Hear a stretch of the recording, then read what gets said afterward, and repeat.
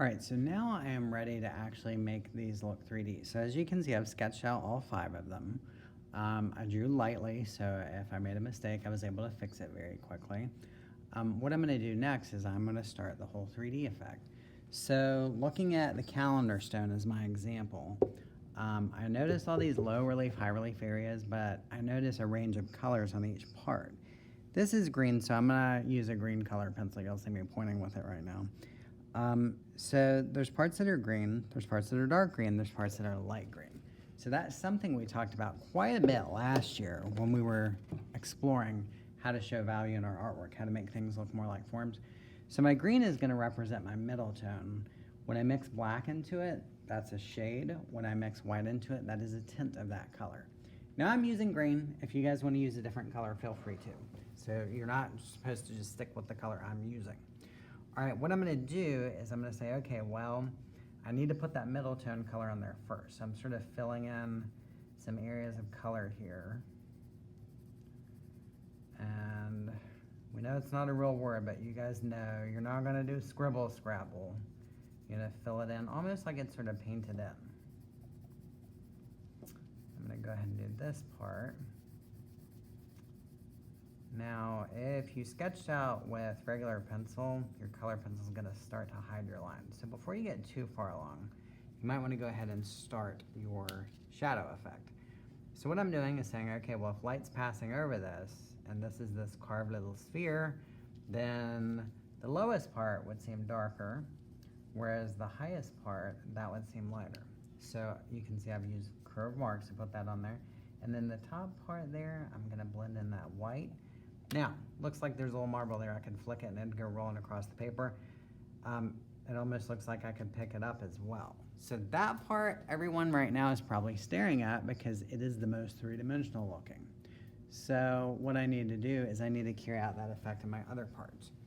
So every time I add a shadow, I really need to sort of think, well, why am I putting one there? Well, if I started out on this side, these would definitely be the dark side. So when we've talked about value before, it's like if there's light on one side, then there would be a shadow on the other. So then I need to show the light parts. So I'm blending the white on the opposite side. And then I need to carry this effect through on the lower level here. So as this part comes away from the spheres, there would be a bit of a shadow on it.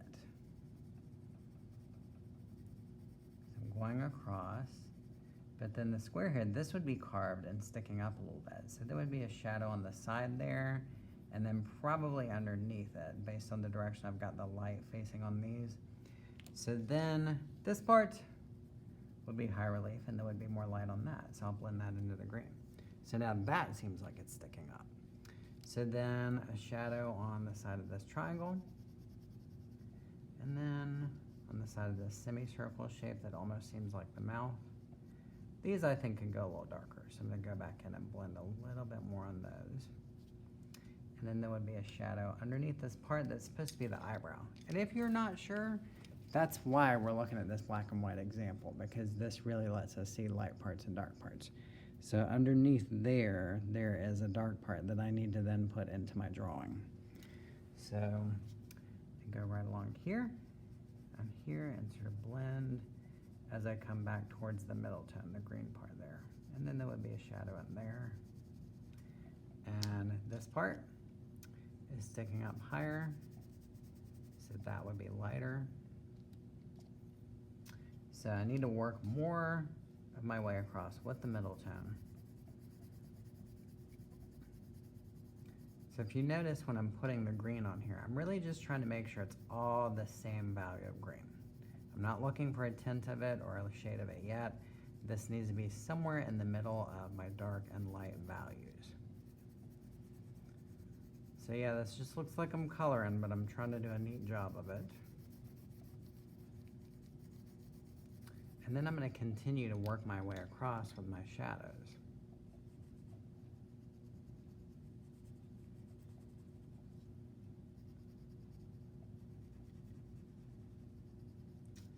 And you can sort of notice a difference. Okay, well on this part, I've put my shadows on there. So that's helping, but the side where I have shadows and light, that is what really pops out. So this needs a light side. This needs a light side. And when I do that, that's when it really pushes it out to look more like a form, more three-dimensional. Because instead of half my range of values, where I went from the green to the dark green, I've got the dark green all the way back down to the light green. So that's when it really takes on that three-dimensional look. So I'm going to continue this, working my way across to every one of the glyphs.